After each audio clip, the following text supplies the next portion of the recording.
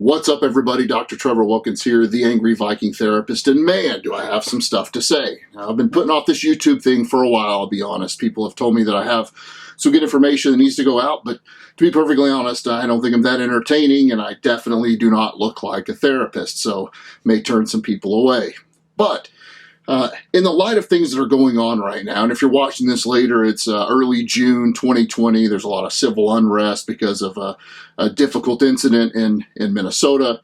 And if this is later, you can research that. But right now, the topic being the civil unrest that's going on and how people are having to handle it. Now, I get a lot of calls from law enforcement officers from across the nation as a therapist, simply because I spent 15 years in uniform law enforcement. It's not the only people that I take care of, but certainly it's a niche of mine that you don't find very often. So I'm honored to have a lot of people reach out to me asking for advice or therapy. So I'm getting calls about how do I deal with what's going on in the nation while I'm still trying to do the right thing. Well, how do I deal with mentally and emotionally and stress-wise what's going on in the nation? Or as a supervisor, how do I help my people out that are having to stand this line? Well, there's a couple of things that you need to keep in mind that's going to be, I think, emotionally or mental health helpful about this. And the first one is, remember why you put that badge on in the first place, because I'm telling you, it's going to be questioned if it hasn't already. People are reacting out of strong emotion. You cannot react out of strong emotion.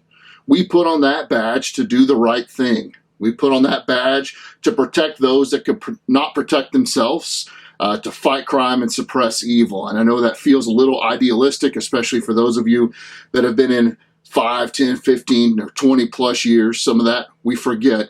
But you need to remember what it was like to pin that on the first time, and the trials and tribulations and the stress and the difficulties that you were willing to go through to do the right thing and put on that badge. And now here you are again being asked to go through the really hard, stressful, difficult things, some of which we don't understand, and you still have to do the right thing.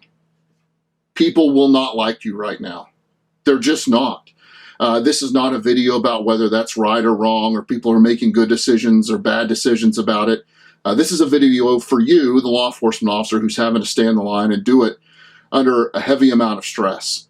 The second thing you need to remember is that there's two types of emotional healthiness. One is healthy negative emotions, and there's negative in that sentence, right? They're still negative, and they're things we don't like, but they're healthy. Sad, disappointed, frustrated, annoyed, remorse.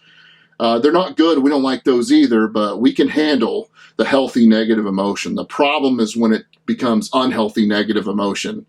Sad becomes depressed, and nervous becomes anxious, and frustrated becomes rage or anger, and remorse becomes guilt. Now we're in a place that we're not making good decisions anymore. And when you're thinking unhealthily, when you're in that unhealthy negative emotion arena, emotion is always going to take over rationality. It just is. You're seeing people that are having reactions towards you and having reactions in the community in an emotional manner that's not necessarily being driven by rationality. Now, again, this isn't a video about statistics of who's hurting who the most. They're emotional. It's an emotional subject that people are dealing with right now, and they may be making decisions out of emotion. You need to understand that. The trick for you is to A, understand that they're doing that, but B, understand that you have to make the unemotional, rational decision. You've got to stay over here in those healthy, negative emotions. Many of the people that are screaming at you are doing that just right from emotion. They're doing it just from that emotional area. I saw a video yesterday where a good friend of mine, an African-American police officer, was being screamed at by a 110-pound Caucasian male, screaming at him, telling him that he has no idea what it's like to be black. Now I'll pause so you can hit the 30-second rewind button and listen to that again. I saw with my own two eyes that African-American officer has no idea what it's like to be black. Now, this isn't a debate about policing, and this isn't a debate about right or wrong, but that's what people are facing right now. That's the things that officers are having to hear while standing that line and trying to do the right thing. I spent 15 years in uniform law enforcement, and I'll tell you, it's the unhealthy negative emotions that ended my career. But we'll get that in a later video, I'll be able to explain some of that. But you've got to make those rational, healthfully negative emotional decisions. You cannot decide just out of emotion. It gets us in trouble every time, and we see it day and day on the road.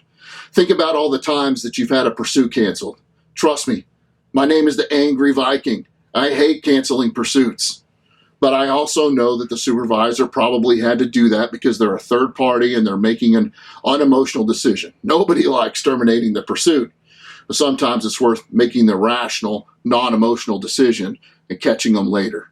The Angry Viking. I don't like canceling pursuits. I want to do what needs to be done. I want to fight crime and suppress evil. But sometimes those things have to be put into place to keep us from making an irrational, emotional decision. So remember those two things, please. Why did you put this badge on? I know it sounds cheesy to some and kind of like a football coach, but don't forget why you did this. You pinned this on in the beginning for the right reasons. And remember, we have to make the rational, non-emotional decisions. We're not robots. We're allowed to be emotional, but we have to do it in a healthy way. If we're making decisions out of anger or depression, 2 on that list with the unhealthy, what is that decision causing us? And is it the right decision to make? The one out of anger or out of depression? I know some of you are going through it right now. Like, anger's dangerous. Depression's dangerous. So if you're in that realm, the last thing I want to tell you is please don't hesitate to reach out. There are those of us out there that understand.